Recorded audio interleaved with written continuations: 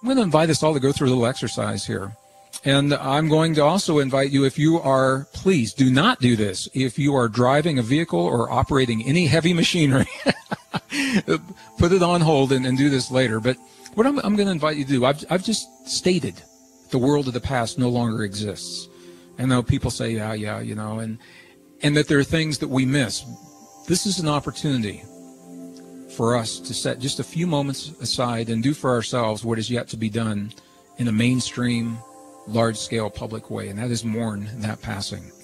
So I'm going to invite you first, if you just take a pencil and paper, there's something to write on, or if you want to do this in your mind, you can. Give yourself a moment just take a deep breath, first of all. Just anchor yourself in this moment.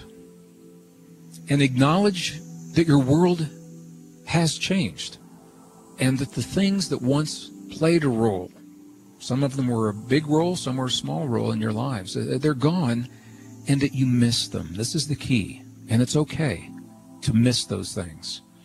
All we're doing is acknowledging it. I'm going to invite you to make a list. Just write down, maybe if you can write down 2 or 3 things that are no longer in your world today that were with you 5 years ago. And I don't want to influence your ideas, but what I'm looking for are things like, I'll just use myself. In northern New Mexico, there was a Borders bookstore. It was a landmark on a corner that I used to see every time I go to the airport. Borders is gone, and I miss seeing that there. The mom and pop shops. They used to fix everything from the holes in my boots that I've had for 20 years to my eyeglasses, holes in the tires.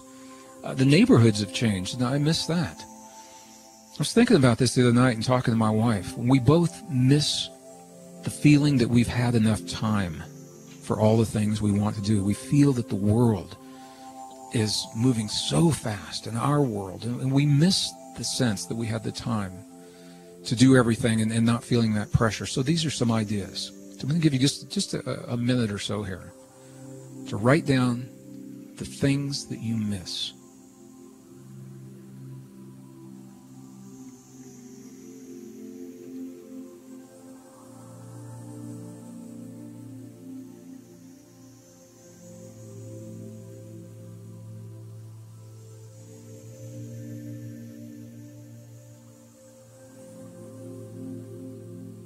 Okay, so you've probably had an opportunity. I'm sure you have at least a couple of these that are written down. And what I'd like to do now to continue this, and whether you're doing this in your mind or on a piece of paper, when you acknowledge those things are gone and that you miss them, in another column, what I'm going to invite you to do is to identify the feeling that you have about not having them there. What kinds of feelings? Is it a sadness? Is it overwhelm, anxiety, stress? Again, I don't want to influence, but these are the ideas. In a single word or maybe a brief phrase, how do you feel now that these things are no longer in your world? And then we're going to do something with this.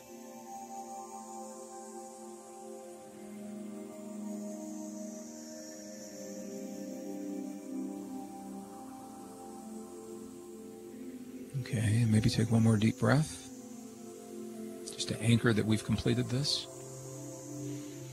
And this is interesting for me because I do this with live groups all the time, and it's not an event that you do once and replicate time and time again. It's a process for me, and I'm always finding new things that I miss. And I think I'm not surprised because mourning is not an event. It is a process. We are constantly mourning and adjusting to the new things in life and the things that disappear to make room for those new things.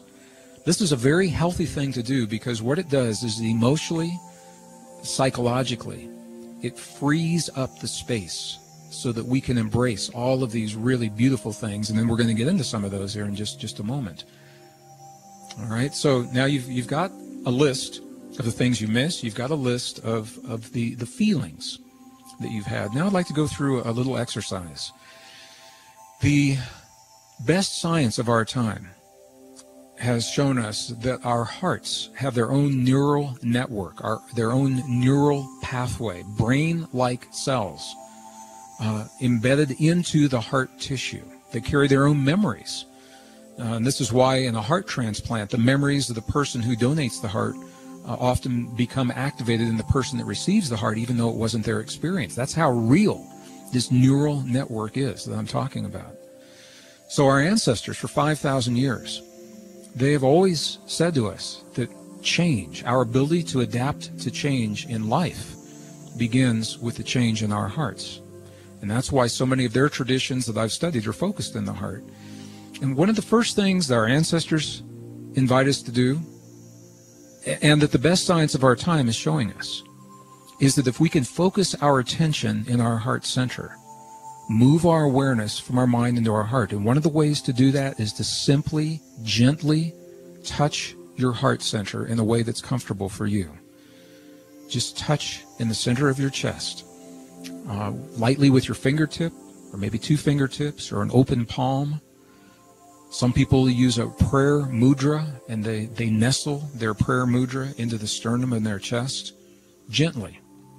The key here is that our awareness will always follow the place in our body where we feel a sensation. So when we feel that sensation over our heart center, our awareness will automatically go to that place, and in that way we now have shifted our awareness into our heart, where the heart intelligence can bypass our fear and bypass our logic and go to what is called heart intelligence, the wisdom of our hearts. So I'm going to invite everyone to do this.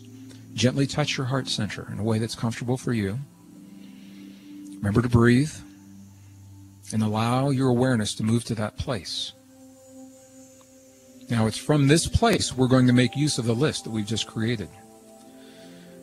And what I'm going to invite you to do is to replace the unwanted feelings or the negative feelings with the loss. Replace those with feelings and attitudes that you would consider more positive. And I realize there's a judgment that's implied here, and it's the best way we know how to do this right now.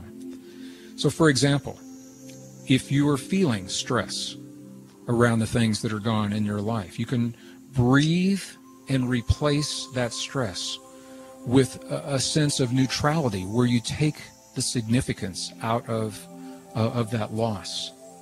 If you're feeling sadness or depression, you can breathe in compassion and non-judgment around that idea, around that feeling. So replacing the unwanted experiences with new positive experiences, but you're not doing it with your mind through logic. You're actually doing it through your heart and the wisdom of your heart and your heart intelligence.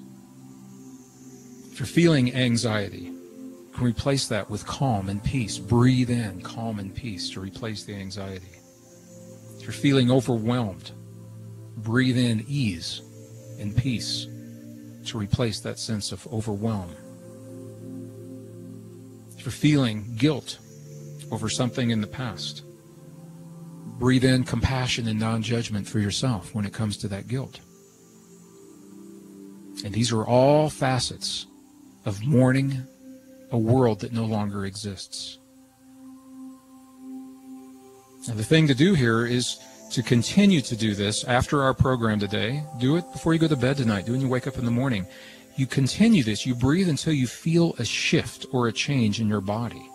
And even when a negative attitude feels justified, what happens is the emotional energy, the charge in your system that builds up around that charge, it inhibits all of the good things that can come into your life and into your body, because that space is occupied by the old feelings based upon the old world and the old ideas. So continue this until you feel a shift. For our program today, I'm going to invite you to take one more deep breath. I'm going to do the same. And release.